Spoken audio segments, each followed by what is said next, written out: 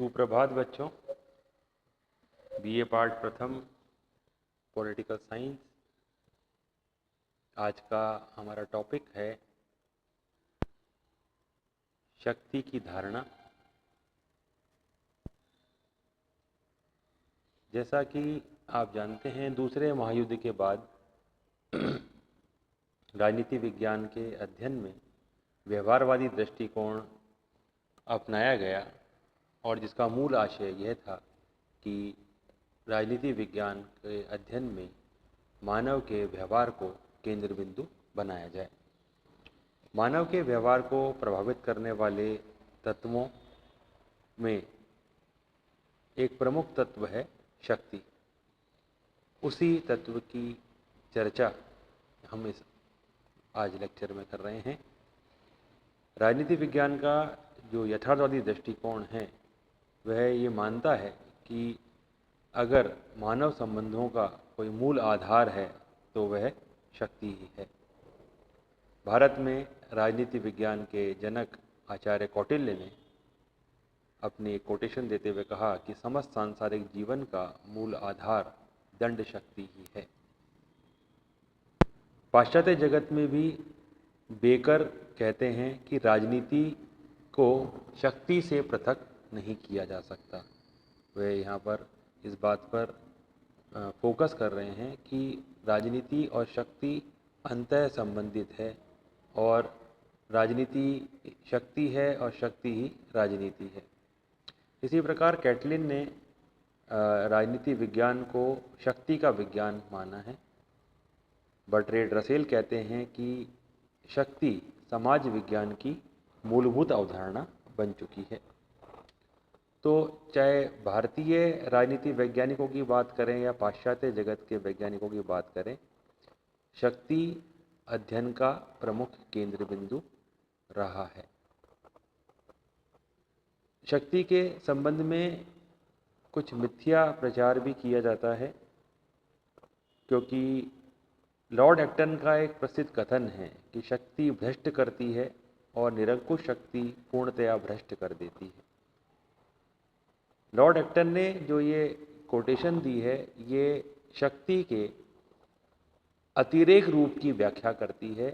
शक्ति का संतुलित रूप इससे व्याख्यात नहीं होता है, प्रतिपादित नहीं होता है, और अति चाहे वो किसी भी वस्तु या व्यवहार की हो वह स्वीकार्य नहीं होती है। निश्चित रूप से उसमें भ्रष्टता और निरंकुशता आ जाती है। सत्य और शक्ति एक दूसरे के विरोधी नहीं हो सकते। सत्य और शक्ति एक दूसरे के पूरक हैं। पास्कल ने इसी आधार पर न्याय और शक्ति के संयोजन की आवश्यकता पर अपने विचार व्यक्त किए हैं। शक्ति के अर्थ और व्याख्या पर अगर हम बात करें तो कुछ राजनीति वैज्ञानिकों के कोटेशंस यहाँ पर हमें दिखाई दे रहे हैं, जिनमें सबसे प्रमुख रॉबर्ट बायस्टर्ड, जो ये कहते हैं कि शक्ति बल प्रयोग की योग्यता है, ना कि उसका वास्तविक प्रयोग। कि शक्ति अपने आप में ही एक योग्यता है और हर जगह उसका प्रयोग करने की आवश्यकता नहीं होती है। शक्ति का उपस्थित होना ही काफ़ी प्रभावी होता है। मैकाइवर के अनुसार शक्ति से हमारा अर्थ व्यक्तियों या व्यक्तियों के व्यवहार को नियंत्रित करने, विनियमित करने और निर्देशित करने की क्षमता से है। व्यक्तियों का व्यवहार नियंत्रित, विनियमित और निर्देशित करने की जो क्षमता है उसी को शक्ति नाम दिया है। ऑर्गेन्स्की ने शक्ति का अर्थ बताते हुए कहा, दूसरे के आचरण को अपने लक्ष्यों के अनुसार प्रभावित करने की क्षमता शक्ति है। इसके अलावा लासवेल, कैप्लान और हर्बर्ट साइमन ने शक्ति को प्रभाव प्रक्रिया के रूप में परिभाषित किया है।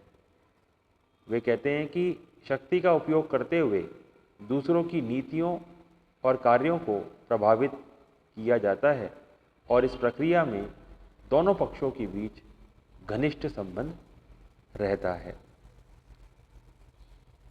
लासवेल और कैपलान की अगर इस धारणा को हम ये माने कि शक्ति प्रभाव का ही पर्यायवाची है, तो शक्ति और प्रभाव एक ही व्यक्ति में पाए जा सकते हैं और अलग अलग व्यक्तियों में भी स्थित हो सकते हैं। हिटलर और चंगेज खान केवल शक्ति के प्रतीक थे, किंतु नेपोलियन और अब्राहम लिंकन में शक्ति और प्रभाव दोनों के दर्शन किए जा सकते हैं। इस तरह हम ये कह सकते हैं कि शक्ति मानव जीवन का एक सरल तत्व होने के स्थान पर बहुत अधिक जटिल और एक बहुपक्षीय तत्व है। शक्ति के स्रोतों पर बात करें हम, तो हम ये कह सकते हैं कि जब हम कुछ उदाहरण अपने सामने रखते हैं, एक तरफ हम नेपोलियन जैसे शासक को रखें या हिटलर जैसे एक तानाशाह शासक को रखें या लेनिन जैसे एक क्रांतिकारी को रखें या महात्मा गांधी जैसे सत्य और अहिंसा के पुजारी को रखें, तो ये सभी शक्तिशाली थे, लेकिन इनकी शक्ति के स्रोतों में भेद था। शक्ति के स्रोतों की हमको एक पूर्ण सूची नहीं दे सकते, लेकिन कुछ प्रमुख तथ्यों पर हम दृष्टिपात कर सकते हैं। उनमें पहला स्रोत है ज्ञान, नॉलेज। इसे शक्ति का प्रथम स्रोत माना जाता है। साधारण शब्दों में कहूँ तो व्यक्ति को अपने लक्ष्यों को पुनः प्रबंधित करने और मिलाने की योग्यता ज्ञान से ही प्राप्त होती है। ज्ञान से व्यक्ति शक्ति का साधक बन जाता है। व्यक्ति में नेतृत्व के गुण, उसकी इच्छा शक्ति, उसकी सहन शक्ति, अपने आप को अभिव्यक्त करने की शक्ति, ये विभिन्न तत्व जो है वो उसे ज्ञान से ही प्राप्त होते हैं। दूसरा जो स्रोत है वो है प्राप्तियाँ, पोजेशंस। ज्ञान जिस पे हमने बात की पहले बिंदु पर, ये आंतरिक स्रोत है, जबकि प्राप्तियाँ जो है वो बाहरी स्रोत है। और अगर हम साधारण भाषा में बात करें तो प्राप्तियों का मतलब है आर्थिक शक्ति, और इस आर्थिक शक्ति के अंतर्गत भौतिक सामग्री, स्वामित्व, एक व्यक्ति को समाज में प्राप्त स्थिति और स्तर, इन सबको शामिल किया जा सकता है। प्राप्तियां या संपत्ति शक्ति का एक स्रोत है, लेकिन यह एकमात्र स्रोत नहीं है। कई बार हम देखते हैं बिना संपत्ति के भी एक व्यक्ति अन्य व्यक्तियों के कार्य को प्रभावित कर सकता है। तीसरा बिंदु है हमारा स्रोतों में संगठन। संगठन अपने आप में शक्ति का एक महत्वपूर्ण स्रोत है। कहावत भी है, संगठन ही शक्ति है। विभिन्न प्रतिद्वंदितापूर्ण इकाइयाँ आपस में मिलकर संघ बना लेती हैं तो उनकी शक्ति कई गुना बढ़ जाती है। आधुनिक युग के मजदूर संघ और व्यापारिक संघ इसके उदाहरण हैं। अभी आप देख रहे हैं जो किसान आंदोलन भारत में हो रहा है, उसमें अखिल भारतीय किसान यूनियन और इसके अलावा हरियाणा, पंजाब, उत्तर प्रदेश आदि राज्यों में किसानों की अलग अलग जो यूनियंस हैं, संगठन हैं, वो अपना शक्ति का परिचय दे रहे हैं। चौथा बिंदु है हमारा आकार। अनेक बार आकार को शक्ति का परिचायक मान लिया जाता है और यह सोचा जाता है कि एक संगठन का जितना बड़ा आकार होगा उसके द्वारा उतनी ही अधिक शक्ति का परिचय दिया जा सकेगा। आकार के साथ यदि संगठन का मेल हो तो ऐसा होता भी है, लेकिन सभी परिस्थितियों में ऐसा नहीं होता। अनेक बार ऐसा भी होता है कि किसी संगठन का बड़ा आकार उसे उलझा देता है या असंतुलित बना देता है। तो इन कुछ स्रोतों के बाद में हम अगली बात कर रहे हैं शक्ति के प्रकार पर, कि शक्ति कितने प्रकार की होती है। गोल्डमैन और एडवर्ड शील्ड्स के अनुसार एक व्यक्ति की शक्ति उतनी कही जा सकती है जितनी मात्रा में वह अपनी इच्छा के अनुसार दूसरों के व्यवहार को परिवर्तित कर सके। ये गोल्डमैन और एडवर्ड शील्ड्स की परिभाषा है। व्यवहार में परिवर्तन के इस धारणा के अनुसार शक्ति 3 प्रकार की होती है: बल, प्रभुत्व और चातुर्य। शक्तिवान व्यक्ति बल का प्रयोग करता हुआ उस समय कहा जाता है जिस समय वह अधीनस्थ व्यक्तियों के व्यवहार को भौतिक शक्ति के माध्यम से प्रभावित करता है। बल। जब शक्तिवान व्यक्ति अपनी इच्छा को प्रकट कर दूसरों के व्यवहार को प्रभावित करता है तो वह प्रभुत्व कहलाता है। प्रभुत्व आदेश या आग्रह के रूप में हो सकता है। और तीसरा जो प्रकार चातुर्य, दूसरों के व्यवहार को प्रभावित करने का तरीका है जिसमें प्रभावित होने वाले व्यक्तियों को स्पष्ट रूप से ये नहीं बताया जाता कि शक्तिवान व्यक्ति आखिर उनसे क्या चाहता है। मैक्स वेबर ने शक्ति का अध्ययन किया और उसे औचित्यपूर्ण शक्ति का रूप बताते हुए इसे सत्ता का नाम दिया है, जिसे व्यक्तियों या अधीनस्थों द्वारा स्वीकार किया जाता है। उसे औचित्यपूर्ण सत्ता कहते हैं। वेबर ने इसके 3 रूप बताए हैं। पहला, कानूनी या वैधानिक शक्ति। इसका मतलब है कि जब शक्तिवान द्वारा प्रसारित आदेश अधीनस्थ व्यक्तियों द्वारा वैधानिकता के आधार पर स्वीकार किए जाते हैं।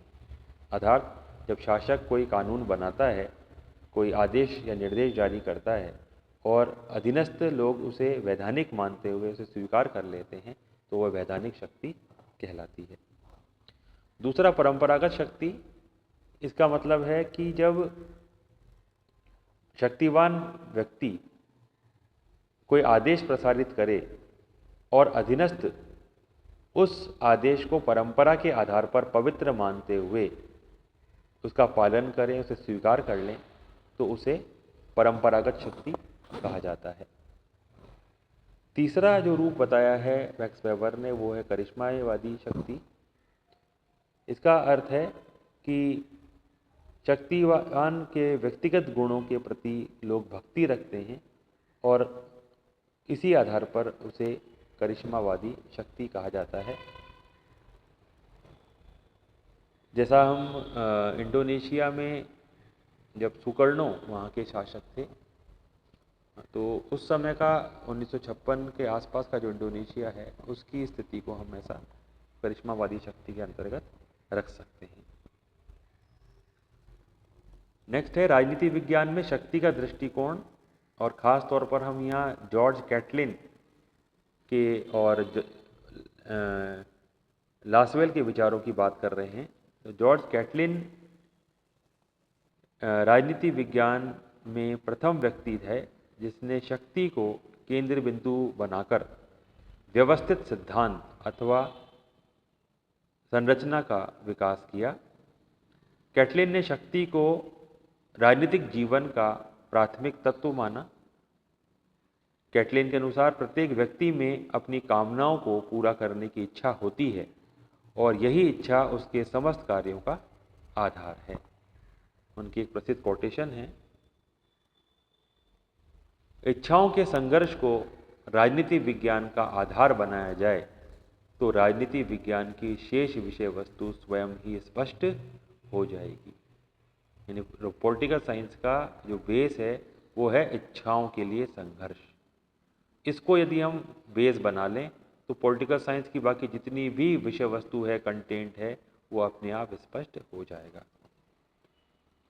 दूसरा, लासवेल शक्ति की अवधारणा का सबसे विस्तृत विश्लेषण करने वाला व्यक्ति, जो राजनीति विज्ञान मूल रूप से ये एक शक्ति प्रक्रिया नहीं है, वरन वह समाज के मूल्यों की स्थिति एवं बनावट में परिवर्तन का अध्ययन है। लासवेल मानते हैं कि शक्ति केवल एक प्रक्रिया नहीं है बल्कि ये समाज के मूल्यों की स्थिति और उसमें परिवर्तन लाने का अध्ययन है। राजनीति विज्ञान में शक्ति एवं मूल्य दोनों का ही अध्ययन किया जाना चाहिए। लासवेल की ये पुस्तक है who gets what when and how. इस पुस्तक में उन्होंने ये स्पष्ट किया कि उच्च राजनीतिक वर्ग के पास जो शक्ति होती है उसका स्रोत क्या होता है। ये पुस्तक मुख्य रूप से उन साधनों का वर्णन करती है जिसके माध्यम से उच्च वर्ग के लोग शक्ति के पद पर पहुंचते हैं और कायम रहते हैं। तो ये हमारा एक टॉपिक है शक्ति। बहुत अच्छा प्रश्न इस पर बनता है यूनिवर्सिटी के एग्ज़ाम में। आप इस पीपीटी के माध्यम से इसे पूरे पॉइंट वाइज याद कर सकते हैं। धन्यवाद।